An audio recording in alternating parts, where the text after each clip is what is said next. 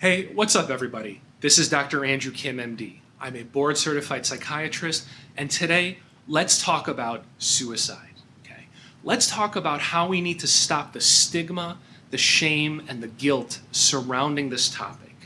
If we can reduce the shame and guilt about talking about suicide openly, hopefully it will make it easier for someone who is struggling with suicide or suicidal thoughts to reach out for help, and hopefully a life can be saved. Now, if you're thinking to yourself, Dr. Kim, suicide, that's a over there problem. That's not a me problem. Let me throw a few facts at you. Every single day in America, 132 lives are tragically lost to suicide. That comes to about one completed suicide or one death by suicide every 11 minutes. The National Institute of Mental Health indicated that in 2018, 48,344 Americans tragically lost their lives to suicide. That is double the amount of deaths from homicide. Okay.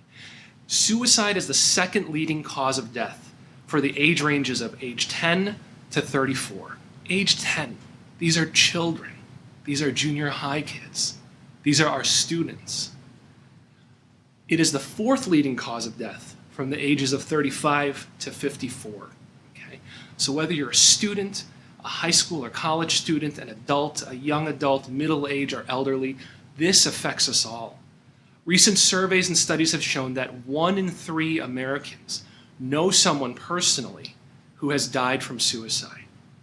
Up to 1 in 4 Americans say at one point in their life, they have struggled with suicidal thoughts themselves. And in my opinion, that is an underestimate, because that 1 in 4, those are the ones who are brave enough to even admit or talk about this difficult topic out loud. So this is not just an over there problem. This is a me problem. This is a you problem. This is an everybody problem. This is a silent epidemic that is ravaging our country, our world, our loved ones, people we know. So this is crucial. This is necessary, not just during Mental Health Month or Mental Health Awareness Week or Suicide Awareness Month or Week. This is a 365, 24/7 topic that we need to talk about, educate ourselves about, so that we can save lives. So we need to take this topic about suicide out of the shadows and into the light so that we can have open conversations without shame and without guilt and without fear, so that we can help one another compassionately. So let's go over some of the common misconceptions and myths about suicide so we can work our way towards this goal. Myth: there is no more stigma about mental health or suicide, so stop all of these stigma campaigns, Dr. Kim. Fact: it is still a difficult topic to speak about, and stigma still exists. As a whole, I believe our country is wonderful, and we've made strides and improvements in becoming better educated and aware and equipped to handle things like suicide and mental health issues, but we still have a way to go. I'm not going to throw boring statistics and stats at you, but I'm telling you, as a psychiatrist, I see patients week in and week out to this very day where I hear these stories all the time. Dr. Kim, I've been struggling for years and years, and it's only now because, I know my family doesn't support the idea of me seeking help from a mental health professional, but I can't take it anymore. I need to speak to someone. Dr. Kim, it's so selfish of me. I feel so ashamed to even say it, but it's gotten so overwhelming. I've had thoughts of wanting to kill myself and end my life. And I don't respond by saying, yeah, that's so selfish of you. How could you? I say, help me understand. Help me understand the pain and the suffering of how it got here. You're not selfish. You're human. We all go through this. So stigma still exists. This is still a challenging and difficult topic to speak about. And I applaud the people who have the courage and who've built up the courage to take a risk to reach out and try to get some help. So there's still a ways to go. Myth: anyone who tries to kill themselves must have a mental health disorder.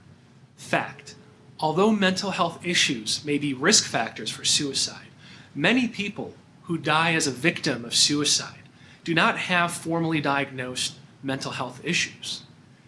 Life risk factors are very broad.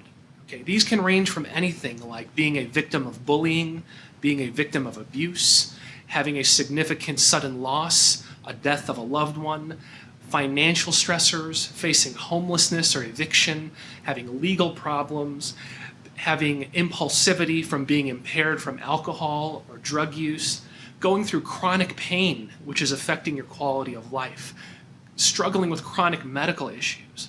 When I list these things, these have to be relatable to you because you have experienced at some point or are currently experiencing one or the above. Now, I'm not saying that these are causes of suicide, but these are risk factors because the way that you handle and interpret these experiences could be a risk factor for suicide. So this, again, suicide is an issue that is relatable to everyone in our country. Myth. People who die by suicide are selfish and are taking the easy way out. Fact. People who die by suicide do not want to end their lives. They want to end their suffering. They want to end their pain. Okay? I have not met a patient or people in my life who say, I just want to think about me, so give me suicidal thoughts. Let me struggle with life and death and let me struggle with this idea of suicide the rest of my life. I've yet to meet one person who's felt that way or said those things. And I know I'm being a little ridiculous with that example, but essentially, think about it. How many times have you heard that phrase in your life? That was so selfish of him. That was so selfish of her. Think about the ones they left behind. It's something that we should think about. Think about the words itself. Committed suicide. You've heard me through this video. I haven't really said that phrase, committed suicide. And I don't want to get too nitpicky, but think about that.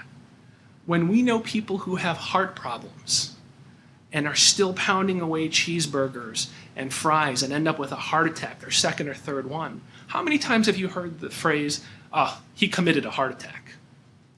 When patients who say, I don't want to listen to those recommendations from my oncologist. I think for me, I just want to focus on, not doing chemotherapy and radiation. The side effects are too much. Right, I understand.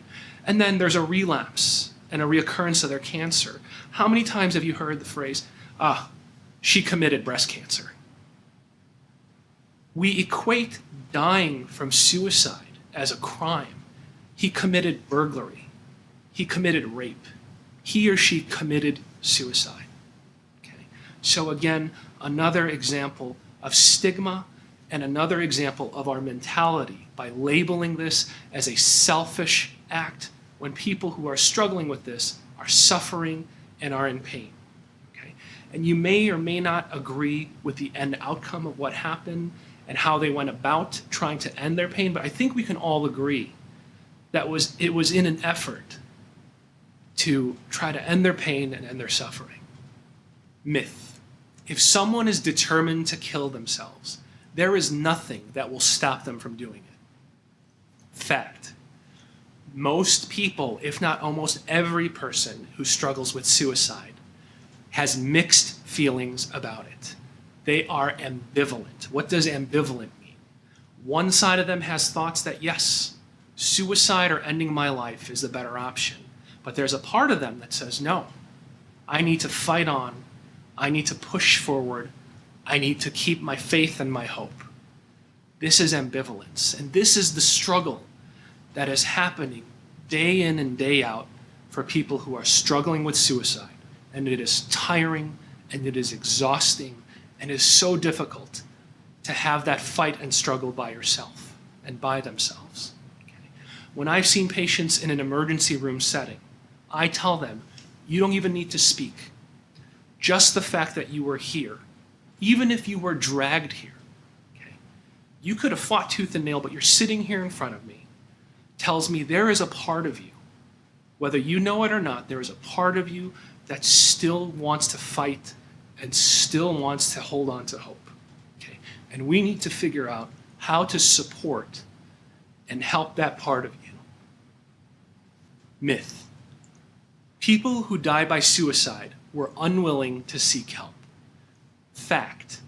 When we actually have done studies looking back in the history of individuals who tragically died from suicide, we've discovered that more than 50% of these folks had actually sought medical help within the 6 months leading up to their death. Okay? So talking about our healthcare system and how to improve that, that's a discussion for another day. But my point is, this notion that we tend to have that these people are lost causes. Okay? They've made up their minds. It's not worth spending our time, money, energy into this issue. It's total BS. More than half of these folks have documented attempts to seek medical help. That's not even including those who tried to get help from their friends, their families, from their churches. So this is telling me and screaming, we need increased funding for social services, for crisis lines, for research, for access to care, for access to treatments. So let's get this notion out of our minds that those who are struggling with this are selfish, and those who are struggling with this are not seeking or willing to seek help. That needs to stop. Myth, and this is a big one. Talking about suicide with someone who is struggling can plant the idea of suicide in their head. Fact. Basically, the opposite is true. Repeated research and studies and interviews of those who have struggled with suicide or are currently struggling with suicide indicate that they actually find it a relief when they can find someone they can speak openly with and be candid about their struggles with hopelessness, suicide, and thoughts of death. Okay? Oftentimes, this has a therapeutic and supportive effect on this person, and also it may be the first step to help them get into some treatment and to seek some more formal help and hopefully, potentially, save their life. Now, for those of you out there who might be struggling with suicidal thoughts, thoughts of suicide and death, emptiness, hopelessness, loneliness, whether it's now or in the past, look, I know it could be anxiety-provoking.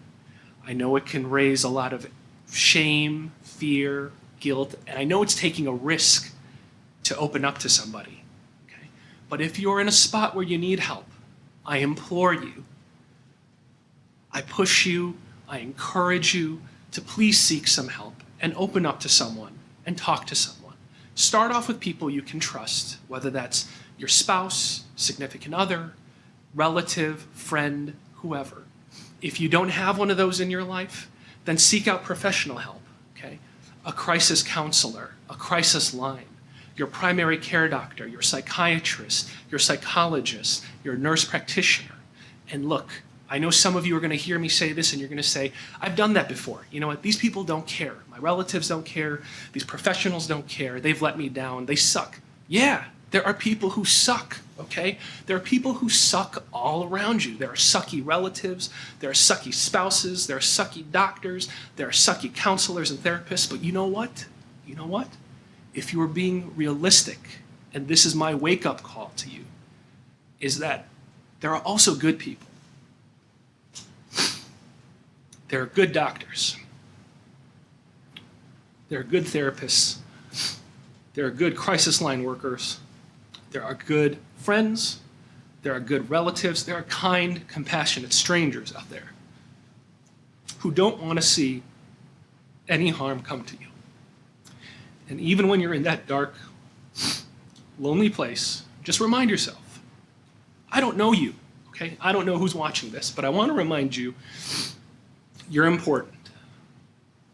You matter. You are worth it. You have so much potential. And to please keep fighting, keep holding on to hope. So now that I've had a chance to collect myself and take a deep breath, you can see that this is something that I'm very passionate about. This is something that's very important to me, okay? And the main thing I'm trying to get across is that this is not a over there problem. This is not a 1 month out of the year during mental health awareness type of problem. This is our nation's problem, our state's problem, our city's problem, our neighborhood's issue, in our circle of friends and our circle of coworkers, in our household type of issue. Okay? This affects all of us. This is relevant to all of us. Okay? This is something we need to be aware of 365, okay? All 365 days of the year. So what do? The healthcare system is complicated, its problems are complicated. So all I can say is it starts with you, it starts with me. Okay? It starts with each individual being willing to learn about this, trying to figure out how can they play a role in helping this. Whether that's you being a listener to somebody, whether you referring someone to go get help, whether that's you, fighting for and lobbying for politicians who are going to support funding and research into this issue, funding into better access to care, better access to treatments, whether that's you raising money through advocacy, whatever it is. I hope that you can find a way to play a role in part of the solution. Okay? And that all starts with love and compassion. Okay? So look, I'm not begging you for likes and for subscribes. If you think this was helpful, if you know someone that might find this information helpful, or you know someone who buys into these myths and it might be educational for them, please just share this video. Okay? Ask them to donate a few minutes of their time. Just watch this video as a starting point. Okay? So I hope that you found this helpful, and I hope that I got my message across clearly. This is still a major issue relevant to everyone. We need to talk about suicide. We need to talk about it openly, shame and guilt-free, so that we can help one another. This is Dr. Andrew Kim signing off. Everyone, please be healthy, be safe, be well.